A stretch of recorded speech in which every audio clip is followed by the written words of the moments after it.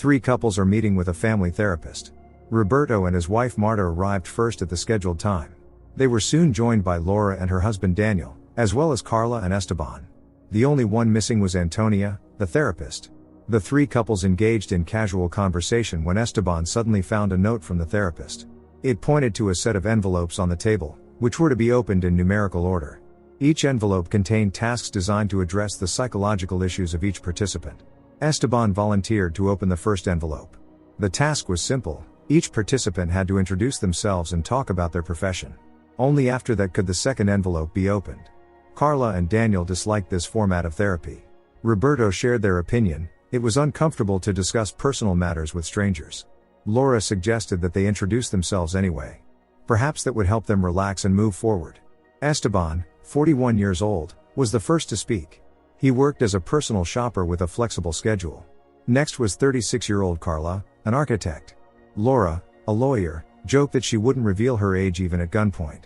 Daniel, 46 years old, was an accountant. He and Laura had known each other since school. They were classmates. Roberto, 48, was a businessman. Marta, 43, was a kindergarten teacher, though she had been on leave for a year. Suddenly Daniel asked Esteban what exactly a personal shopper was. But Esteban avoided answering and blew the horn, opening the second envelope. The goal of the next task was for two participants, Daniel and Laura, to talk about their family problems, while the others would share their opinions. The couple had come to therapy because of a conflict with their eldest son.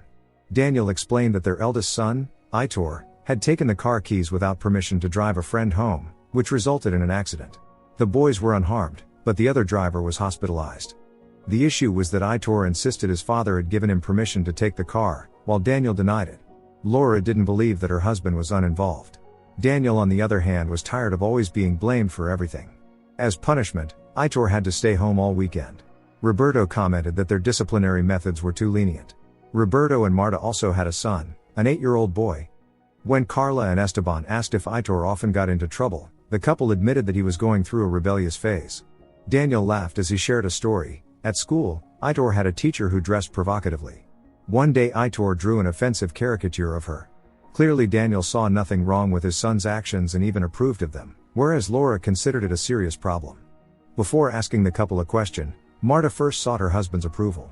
She found it odd that Daniel and Laura had formed an opinion about Aitor's teacher based solely on her clothing. Laura and Daniel conceded that Marta might be right, however children had their own perceptions, and it was difficult to change their minds. Marta appeared noticeably anxious, as if afraid of saying the wrong thing. Carla, on the other hand, had no advice to offer, as she and Esteban didn't have children yet. Laura stated that she didn't care about anyone else's opinion. She and Daniel were perfectly capable of deciding how to raise their son. The couple also had a younger son, Luis. Unlike his older brother, he was quiet, much like Robertito, Roberto and Marta's son. Daniel was more concerned about Luis than Aitor. Luis was too well behaved, had no friends, and worse, was bullied at school. Roberto mentioned that they had a similar situation with Robertito. At school he was also constantly bullied by another boy. And Roberto resolved the issue with his fists. Laura stated that this was wrong. Any problem should be solved with words because we are people, not animals. Daniel, however, thought Roberto's method was a good solution. When Laura asked Marta to express her opinion on her husband's actions, the woman visibly hesitated. Daniel was nervous, which did not go unnoticed by the other participants. He was already used to the fact that his wife disliked everything he did. Daniel was also annoyed by Esteban's silly jokes, which nearly led to a conflict. Marta wondered if Daniel and Laura should visit the parents of their son's bully together. Tired of the attention from everyone else, Daniel blew the horn, signaling the transition to the next task. The third envelope was dedicated to Carla and Esteban, who had been dating for over 3 years but were still not married. Esteban believed the reason was Carla's constant doubts about everything. Carla admitted that she was worried about Esteban's unstable job. He used to have a travel agency, but it went bankrupt. Now Esteban made a living by fulfilling personal shopping requests. Carla mentioned that she had already had an unsuccessful experience with a man she had lived with for 2 years. Then she had an affair with Esteban, who had been doing her personal shopping. None of the therapy participants had expected such a turn of events. Neither Carla nor Esteban wanted to continue the conversation, and Esteban blew the horn.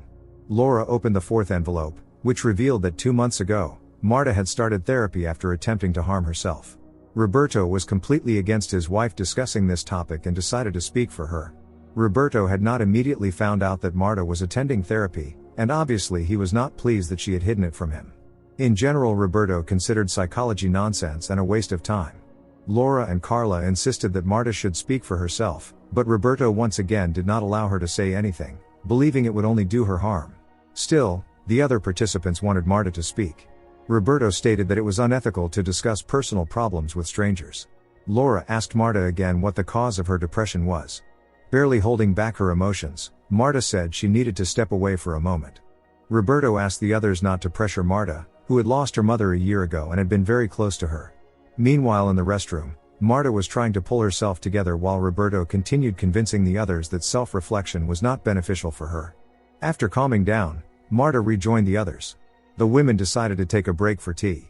Unnoticed by the others, Marta took a shot of strong alcohol. It was time to open the fifth envelope. Esteban blew the horn, and Carla read the task, a group exercise.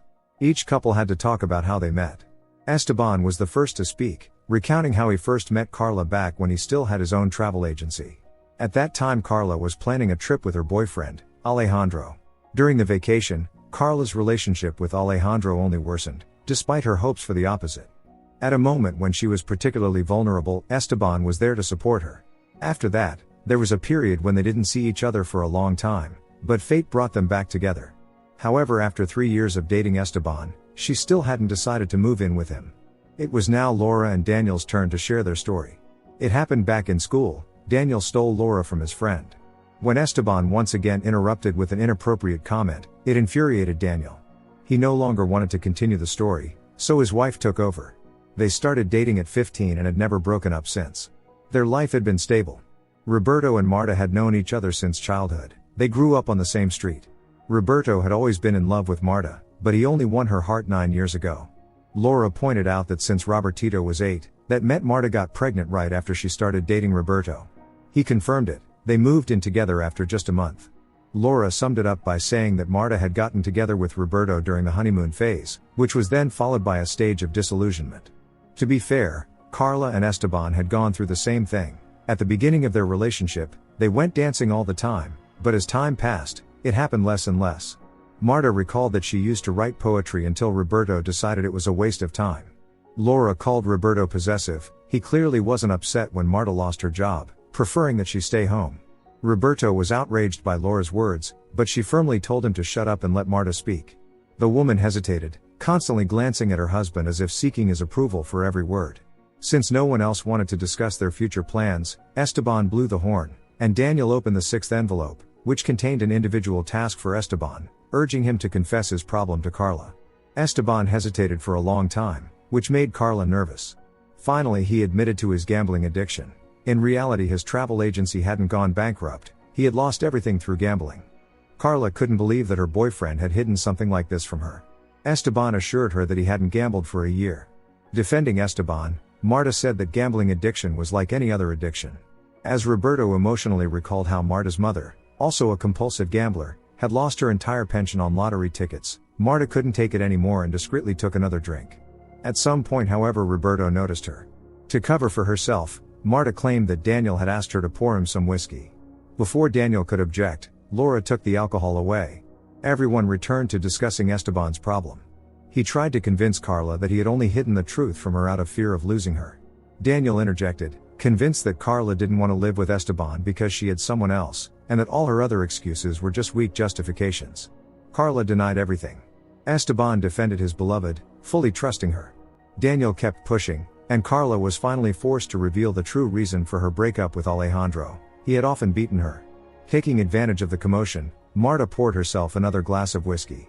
When her husband noticed, she assured him it was for Carla. Daniel apologized to Carla for his harshness. Carla shared that Alejandro was jealous of her. His true nature was revealed only after they started living together. It was all very sad, but it was time to open the seventh envelope. This time Marta wanted to blow the horn. The next task required them to discuss the most intimate topics. Everyone except for Esteban and Carla refused to talk about it, considering it too personal. Marta took every opportunity to drink, no matter how hard Roberto tried to stop her. Laura and Daniel had been married for 19 years, but according to them, they had never cheated on each other. Roberto categorically refused to discuss anything intimate, but no one was interested in his opinion. The longer the conversation went on, the more nervous he became. Meanwhile, Marta, under the influence of alcohol, became more uninhibited, and her behavior irritated Roberto. Esteban kept stirring the pot, making inappropriate jokes. Just as Roberto was about to take his wife away, Daniel suggested changing the subject and opening the last envelope. However, Esteban was determined to continue the previous discussion. Most of the group found reasons to joke about it, but not Roberto. Marta meanwhile kept purposefully getting drunk and behaving more and more loudly. Roberto firmly stated that they were leaving immediately, but Marta objected, saying she wanted to know the contents of the last envelope. Before that could happen, the women went to the restroom to freshen up, while the men silently drank. In the final letter, Antonia wrote that jealousy was the most destructive factor in any relationship, so the final stage of therapy would be dedicated to this issue. Laura shared that Daniel was extremely jealous and constantly checked her phone. Marta said her husband did the same. There had been several occasions when Daniel had followed his wife, but he had never caught her cheating. Unexpectedly, Laura admitted to her husband that she had cheated on him once with a client. Daniel didn't want to believe it. Carla suggested that maybe if they voiced everything they had been holding back, it might actually help. In a fit of anger, Daniel confessed to his wife that he had been having an affair with her best friend for a long time. At that moment, Laura hated her husband. Unlike him, she had made a single mistake. Laura had long realized that their marriage was heading for divorce, and there was no point in denying it anymore.